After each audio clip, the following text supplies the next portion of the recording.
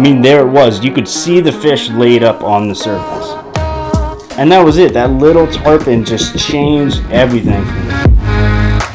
Overall, these are the fish that have catapulted everything for me in fly fishing.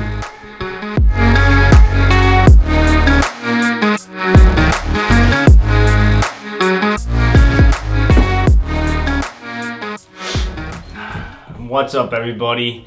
Thanks for tuning in. Typically you guys see me do the backwater vlog, which is really fly tying oriented in most cases.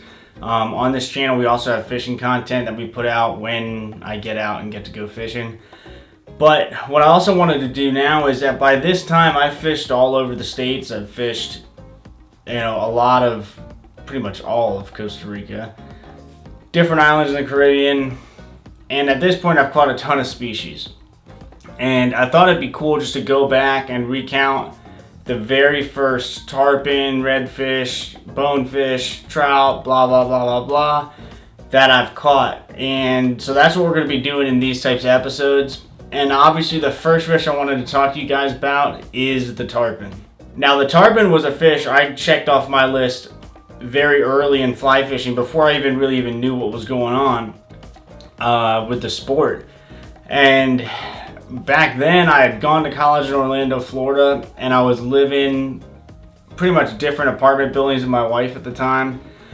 And I would always go into Orlando Outfitters and talk to them. And I started hearing about the Mosquito Lagoon, Indian River, all this stuff outside Titusville, and I'm thinking, I gotta check that out. But at the time, I didn't know anybody. I mean, for years in fly fishing, I had no friends that fly fished. My best thing to bounce people off was really going into Orlando Outfitters and talking with those people. But even that, I was like, you're in there, you're buying materials, blah, blah, blah. And then I was learning how to tie too, so you don't even really know what you're doing with them. And then you're going out there, you're trying to catch fish. It was a miracle that things even developed as well as they have for me in fly fishing, just because of the way it all started. But I had went, I think, to Bass Pro Shops, the fly shop there in Orlando, and bought a $200-something TFO rod. And it was a trout rod. It was a 5-weight. It came pre-spooled with freshwater line on it. It had a little reel that definitely wasn't meant for saltwater. And that's all I had. And I remember I would take that thing everywhere I'd go. I'd fish lakes, rivers. I mean, it didn't matter. And by the time I figured out the Mosquito Lagoon Indian River, I was taking that thing out there and throwing it. And I was catching all kinds of fish. Slowly learned how to catch all different types of fish with it. But the tarpon was super funny because I had been exploring a lot of those dike roads out there in Merritt Island for a while, about a year. And it kind of got to the time of year, which is, for me, it was always late summer when you had a lot of rains already in there and the water's moving back and forth through those dikes, through those canal systems. And you'll find culverts that are flowing really good, and there'll be, every time if there's flowing water, tarpon sitting there. And it took me a while to figure out how I was going to catch these fish. I didn't know what flies to throw. Turns out it doesn't really matter that much. But I didn't know anything. So I'm getting there. I have my 5-weight rod. I got freshwater line. And I caught a bunch of ladyfish, trout, redfish, jumping tarpon too. I just could not land one.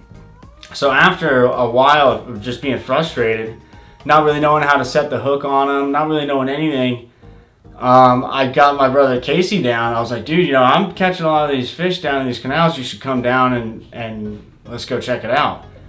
So we're running around there, and we're just really driving the truck, getting out, walking the roads, looking for areas, gator slides, anything we can cast through and see what's in there.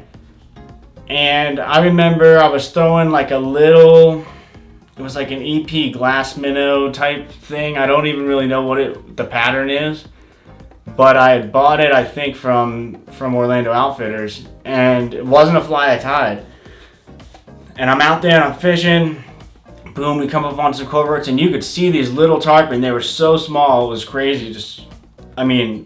12 to 15 inches long, like very small fish, rolling. And it was just a few casts later, and boom, I hooked up, and this thing was flying in the bushes, flying everywhere. And I was so pumped about that fish. I mean, that is really what catapulted this insanity in my life, was that little fish. And I remember I was with my brother, like, dude, that's so cool. I'm like, yeah, it's a tarpon on the fly rod, you know, like, it's still super cool, but at the time it was like, I could feel something connecting at that point. And we're super pumped, you know, got it, that released it, and that started an intense passion to learn Merritt Island, to learn Titusville, to learn the flies I needed to be tying, and to figure out my rod and reel setup. It was an insane moment for sure. And after that, I think I went I'm pretty sure it was back to Bass Pro Shops, to the fly shop, and I bought like the cheapest Sage reel. It was like, it wasn't even a 2000 series. It was like something they had made back then. It was like an 1800 series. I don't even know anymore, but it was super cheap saltwater reel. And I was pumped, you know, put that on the 5-weight. It was a mixed batch. It was like a 7-weight reel on the 5-weight trout rod still. And I kept fishing in the lagoon so hard with that 5-weight rod. I caught giant gator trout, giant redfish, I mean, more baby tarpon. And back then, I don't know how it is now, but back then, whatever, 8-10 years ago, the canal systems in the late probably really this time of year would get jam-packed with ladyfish, and giant ladyfish. And those things taught me a lot, catching the ladyfish, as far as strip striking, watching the fish eating them fly, how to fight the fish in those tight quarters. I would go out there and catch 50 ladyfish in a day, no problem. And, you know, mix in with sea trout and little snooks in the creeks, and tarpon and stuff too. And it was just, that little tarpon set me off on this whole thing. So it was like just an insane thing how something that small and that sort of meaningless to so many people has catapulted me in this direction. And that's pretty much it on catching that fish. I'm pretty sure I probably went back and talked to whoever I could talk to about it. And I still have a photograph of it, which is the coolest thing. And who knows how many I've caught since then. But that little fish there is really all it takes. And yeah, I caught it on foot. The cool thing too about those canals is I've caught, one day, I had my wife with me, which is like one of the rare times she comes fishing with me. This was a long time ago too, just fishing off the roads out there. A lot of people don't know how productive it can be at times. Sure, it could be crap, but sometimes it can be amazing just walking around on foot out there.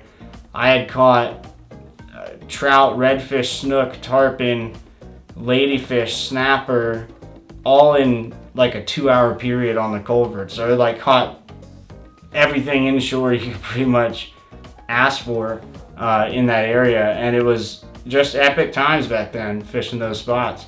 And that's how I cut my teeth on everything, was just getting out and screwing up. I screwed up so many times on those fish that by the time I got that little one, it was just like I said, obviously life-changing. So alright guys, so hopefully y'all enjoyed that. Be sure to leave a comment below. Let me know how you caught your first tarpon, where and when, why, how.